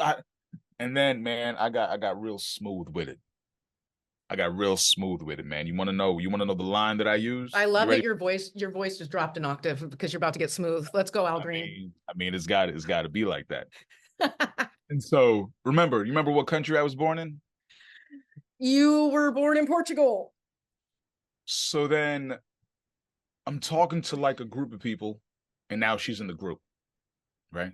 Oh, lucky. And nobody, one of the fun things I've always had for me was no one could ever guess where I was born. Mm-hmm. I don't sound like I was born somewhere else, and I don't look like I was born in Portugal, right? Like I don't look Portugal, right? And so no one ever gets it right. And so whenever they get it, it's always a point of conversation. And I'm like, man, this is easy work. And so I remember saying, I was like, yo, you know what? If you could guess where I was born, I'll buy you lunch. And I'll give you 3 guesses and a hint. It rhymes with Ugal. And she was like, Portugal. I was like, damn, you got me. She couldn't lose. You like, set her up for success. I was like, yo, you sharp, you got it. And here's the funny thing though. I wasn't allowed to date her. Oh, fuck. I didn't have permission. Wait, so you asked and they said no? Yeah. What? I need chapstick. 2 seconds. Tell me why when I come back. My lips are dry. I'm dying over here. Okay. Don't get me wrong. Like, I hung out with her. We went on dates. We hung out, several times. But I wasn't given permission to date her exclusively. Why do you think that is? In order to get a girlfriend, you had to ask permission. I don't remember specifics. It was just like, you're not ready. You're not mature. You're not mature. But that wasn't the reason. So you don't know the reason, but they had some fucking nefarious reason because they're obviously because there is no reason for them to do that to you. Jeez. I don't know. But I know for her, they told her, you don't really want to date him. He's an emotional guy. He's up, he's down. He's not. They had someone in mind for her. They had someone in mind for her, and it wasn't you. That usually happens. I know what the reason is. It was that. That usually happens with people. Because they made up some bullshit about you. And the only reason to do that is because they've got someone else in mind. And Damn. so for years, I liked her, but we maintained friends, and I acknowledge and respect that I didn't have permission, so it was all good. And how did she And feel about that? at that time, Mm-hmm. I don't know, Okay. because you weren't really allowed to talk about these things with the opposite sex. Like Yeah. you're not you're treading in murky waters once you start to speak with the opposite sex and talk about your intentions and I see. So you can't even get that far. Got it. no, no, not at all. So it's completely like middle school superficial type of thing because it's supervised.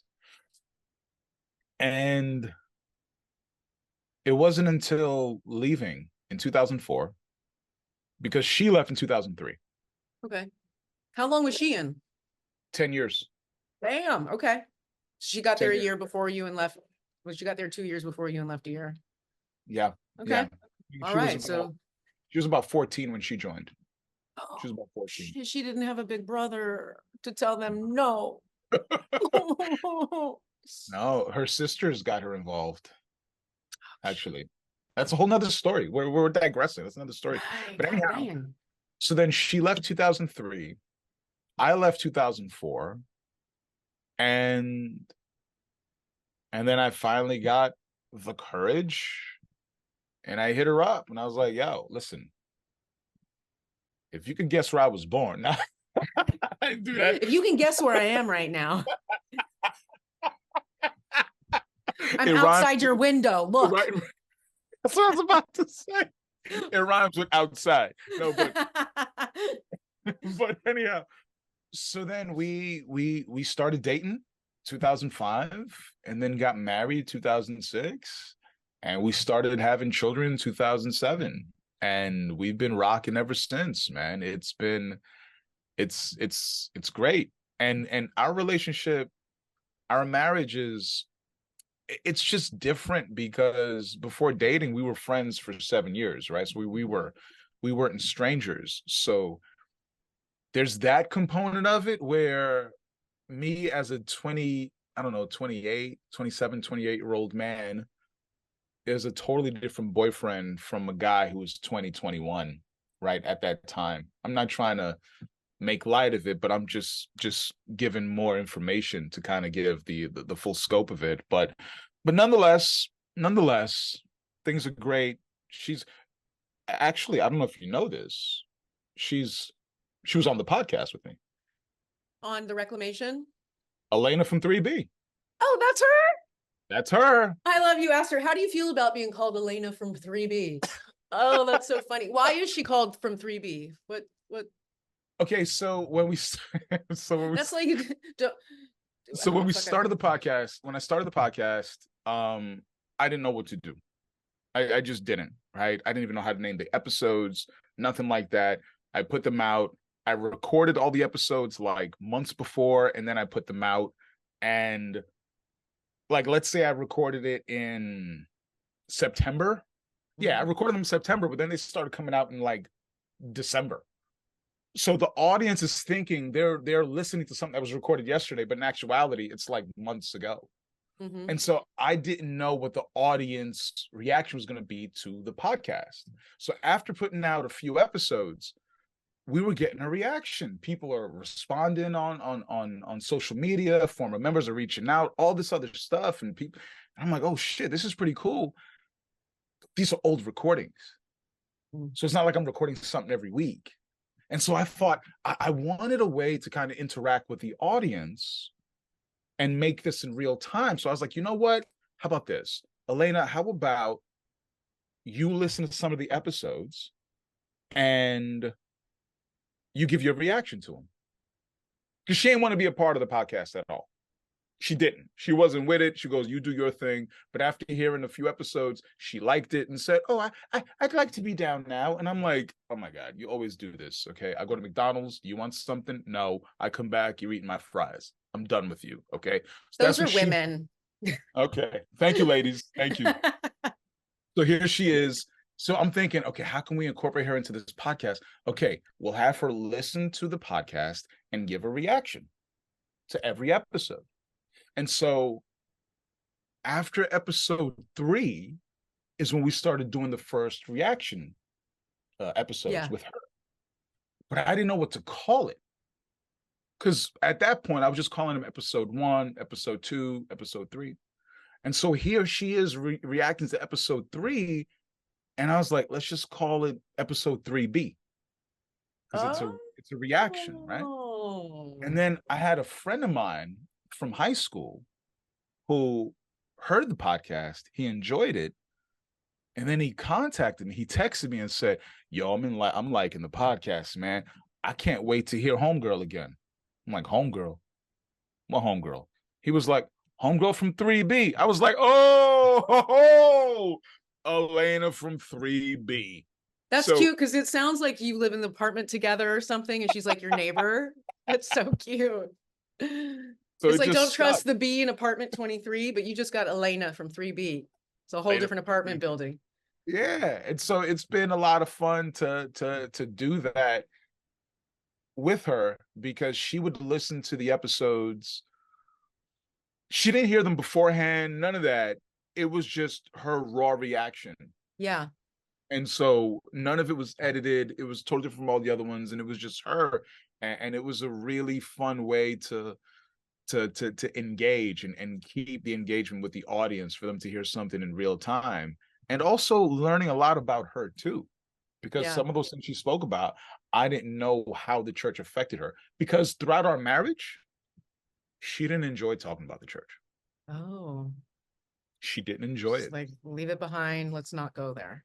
You were there, Yeah. you know, so we don't have to. Yeah. She was like, there's some, even now still, there's some deep-seated stuff that she's still bothered by. And the podcast helped her kind of crack that shell and talk about it. So it was a lot of fun to do the show, man. What can I say? That's awesome. Yeah. It's a really fantastic show. It's really cool that you've got your friend and your wife to be a part of it too. That's really fun. Who can ask I for more? want to, who could ask? Aldo, before we wrap up, Yeah. I know you have a lot of things going on because we talked before we started recording, and I know some of that's probably not ready to be divulged yet, but is there anything you want to share with the audience? Anything you want to plug? Oh man, not so much I want to plug. It's just that I do want to share this with the audience. Yeah. I think one thing about the internet and about podcasts is that it inspires the listener to think, I'd want to do a podcast, because everyone has one, right? Everyone has one. And then you think to yourself, you're like, yeah, I think I can do it. But then sometimes people might get shy, or they might not want to do it, or they'll start and stop and then don't want to. No, my thing is, do one, create one, make something that you like. Understand that if you make it and you share with your friends, they're not going to listen. Okay. Your friends don't give two fucks about your podcast. We've established that because I complain about it all the time. Yo, nobody cares. Okay. Nobody cares. Why? Right. Anyway. But nonetheless, so what? Do it. Do something that you're proud of. Talk about something that you like talking about. And it's almost like a carpenter who builds a house. And imagine nobody's gonna live in that house, but it doesn't matter. You're gonna make the best house fucking possible, and have a great time doing it.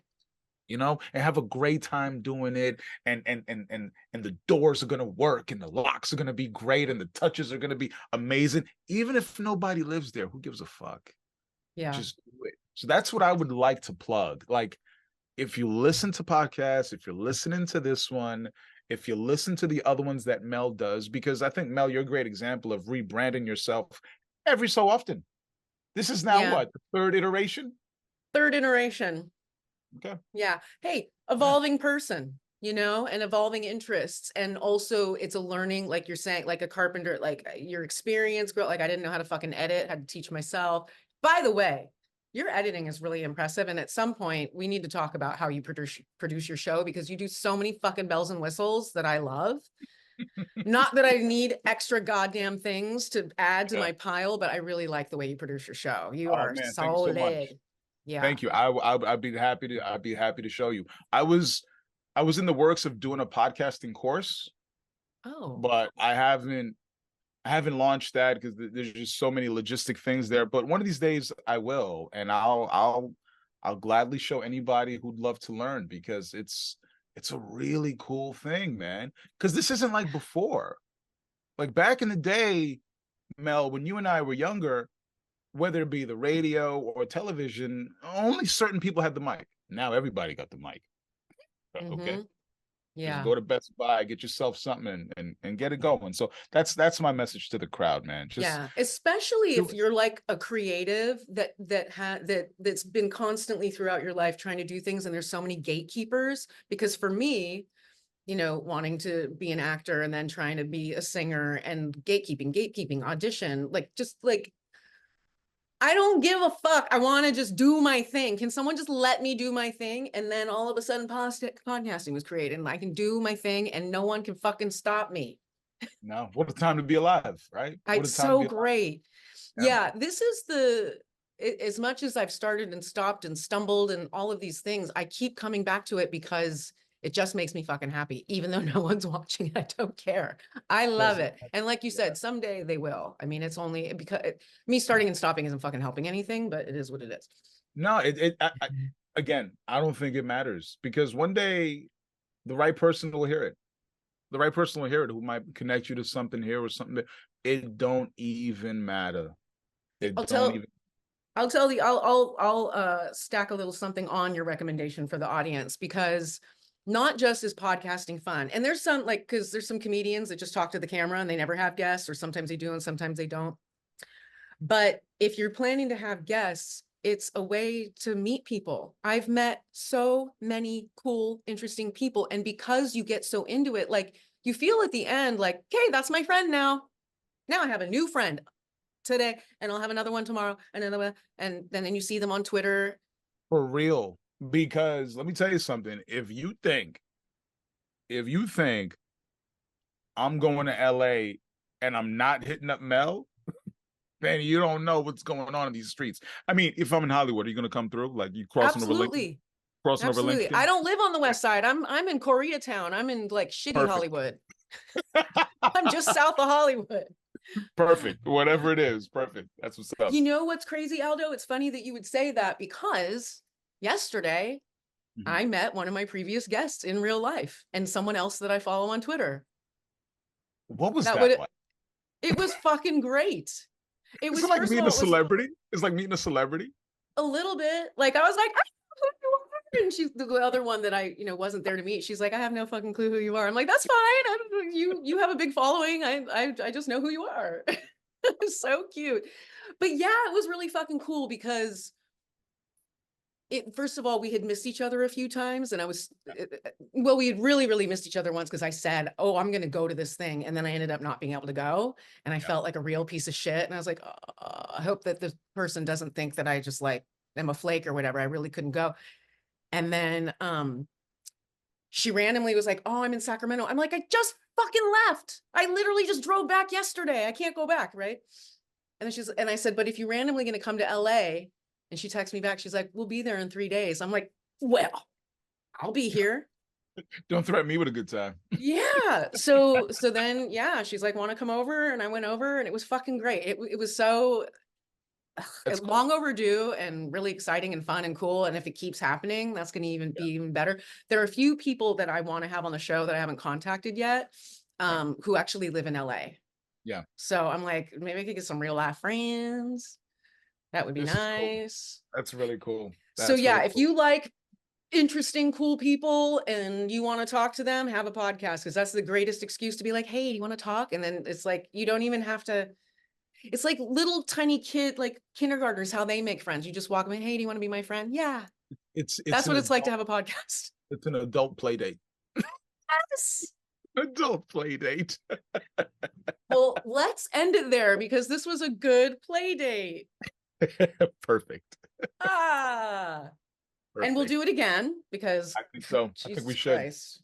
I Yeah. think we Well, thank you so much. So you don't, well, we already talked about your podcast. I'll put links and stuff in the show notes. And if there's anything you want me to include, I'll do that. And thank Thank you you. so much, Oh, Aldo. man. It was a pleasure, man. It really was. I think this is fun. Because you know, I honestly I ended the reclamation last year, Okay. right? I was done talking about the topic and I moved on. And so, you know, I've forgotten most of it.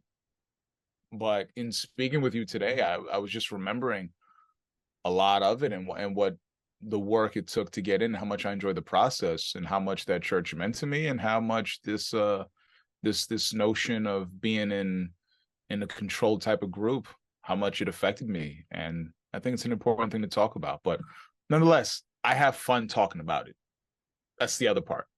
I have to have fun talking about it, Yeah. which is why the theme song to the Reclamation is this light, hokey I guitar was going to thing. ask you about that. Did you play that or what is that? Girl, It's that's so cute garage and band. simple. It's Huh? garage band. Garage band. You did it though on Garage. You did that though. That's it. No, Oh, no, so cute. It's very it's one. good. It's one of the loops on Garage Band. That's it. Boom, boom, Oh, pow. it's theirs. That's Fan- it. It's fantastic. That's Great it. usage of the GarageBand loop. Listen, Garage Band is. Do you have an Apple? I do. Yeah, I use GarageBand. I To don't use edit. it to make music, but I do use it to edit. Yeah. Listen, get into the music part. That right there. Uh, have you heard the James Baldwin podcast? The I have Finding not. James I've Baldwin? heard like a snippet of it because when you sent it to me, I was like, oh, let me check this out. But yeah, I Oh haven't no, like gave it a listen. good. For me personally, that one is the one that I had a lot of fun with editing, and you'll see a lot of music in there, a lot of transitions, a lot of sound effects. It's, I'm telling How you, much time are you spending on a 30-minute episode to produce? 2 to 3 hours. That's not bad. Okay. All right. So you get quick with it and then it's just fine. It's just more things that you add. Okay. All Yeah, right. yeah, 2 to 3 hours, and it's a good time. But you'll see, you'll see. Anyhow, thank Yeah. you so much, Mel. Thank you so much. All right, everybody. We'll see you next time.